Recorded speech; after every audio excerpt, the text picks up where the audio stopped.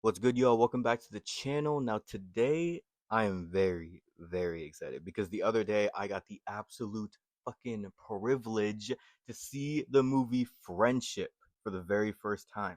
Now, this is a 2025 A24 comedy directed by Andrew DeYoung. I swear to God, I pray that I'm saying that name right. He's directed multiple episodes of Pen 15, which I didn't know until after I saw the movie, but then I watched it a second time with that knowledge, and it was like not like blaringly obvious, but there were definitely some parallels that made me laugh even more. This movie stars Tim Robinson, Kate Mara, I swear to God, I hope I'm saying that right, and Paul Rudd, and it's about, oh my God, how do I even begin to explain this movie, bro? So the movie is essentially about this devastatingly, uncomfortably awkward man who is stuck in this marriage that he thinks is fine, but they're literally like in therapy in the very first scene of the movie.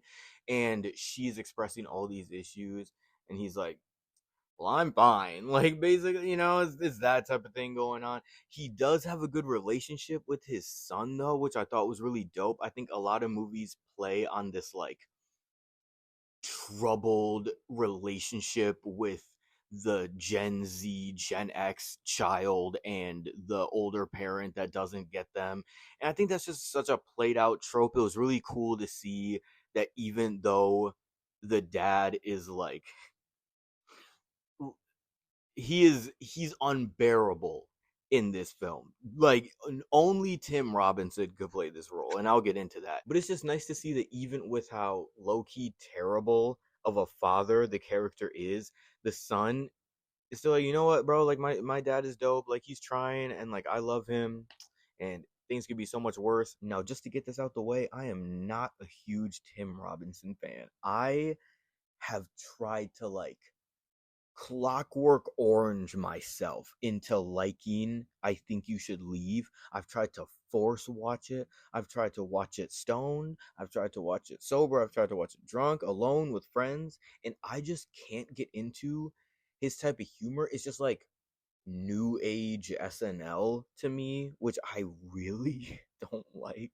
And pretty much every sketch or skit that's in that show just reminds me of SNL. And I think his SNL writing kind of like goes through too much on the show. However, in this film, he is not writing the material. The material is written by someone else. And I feel like the material had to be written with him in mind because I can't think of anyone else who could play this character besides Tim Robinson.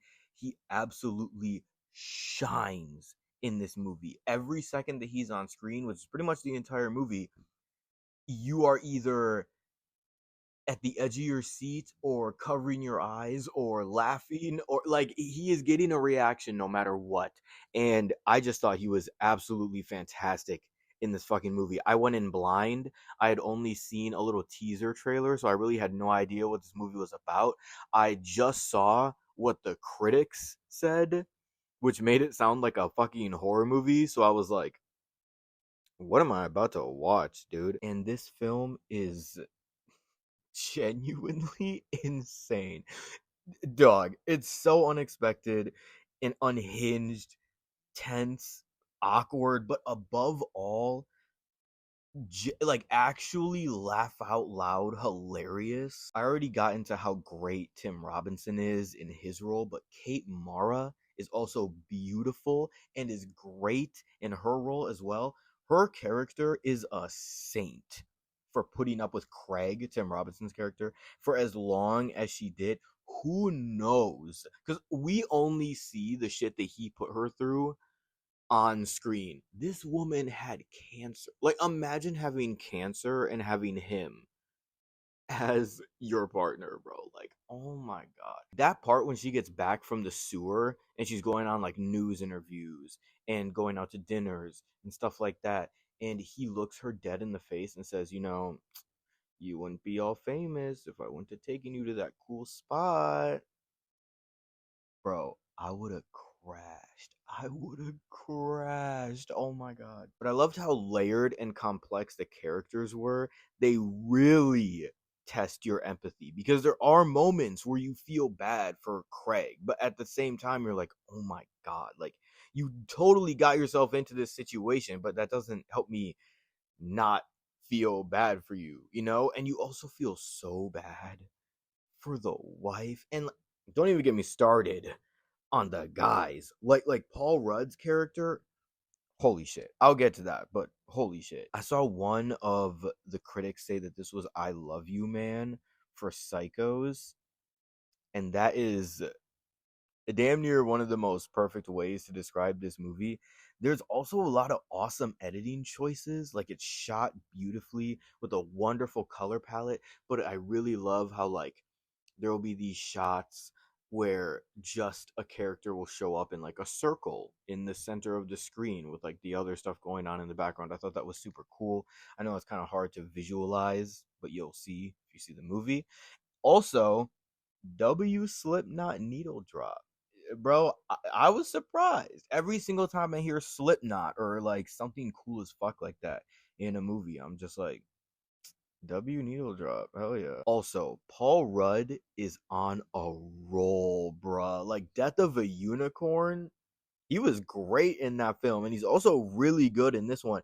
He does such a great job at conveying a person that feels like stuck, that like doesn't know what to do, but is also so fed up that they feel like the only thing they can do is like stand up for themselves and be like, bro, like get the fuck away from me. But he's also kind of like, like I said, I love how layered and complex the characters are. I don't want to get too much into spoilers, but like there are some moments where you see some empathy shine through with Paul Rudd's character, and I thought that was awesome because it shows that he's actually kind of a good, not like a good person, but like he's like, what is going on with this dude? Like he actually maybe cares about him on the low. But this is one of the funniest movies I've ever seen. Like I can say that confidently. I watched it like 3 times and I was laughing out loud every time I saw it. There aren't very many movies that make me laugh out loud. Like unless I'm just like stupid high or something, then everything is funny. But this movie was hilarious, dog. And I loved the Family Guy approach to him being past the point of embarrassment slash awkwardness. You know how like Family Guy will take a joke and then they'll take it too far and then they'll take it even farther.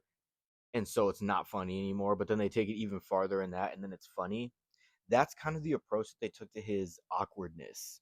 And it's, like I said, just fucking unbearable. Like some scenes, dude, some scenes I'll remember forever. Same with the quotes. There are some great quotables in this movie, which is, I guess, like a staple of a comedy movie, right? Like quotes and scenes that you remember forever that like make you laugh randomly, which they will. Like the other night, I was falling asleep and I thought of a scene in this movie, and it woke me up because I laughed. So I'm giving Friendship a 5 out of 5.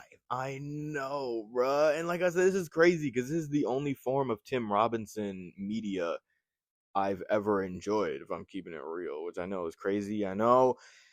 Let me know in the comments, bro. I know I'm tripping. I'm tripping, but that's just how I feel. It just doesn't hit the right spots for me. But I love this movie, and I think that you will too if you're a fan of Tim Robinson or if you're a fan of just zany, off the wall comedy. So make sure you check out Friendship if you haven't yet. If you did, let me know in the comments what you guys thought about it. Make sure you like the video if you actually like the video, and subscribe. We're almost to 400 subscribers, kind of. We're almost at 350, but that's halfway. Whatever. Subscribe, bro. It's free, and you can hit the bell, I think, too. Maybe that's still there so you don't miss anything. Other than that, I'll see you guys later. I love you guys. Thanks for checking out the video. Fuck off.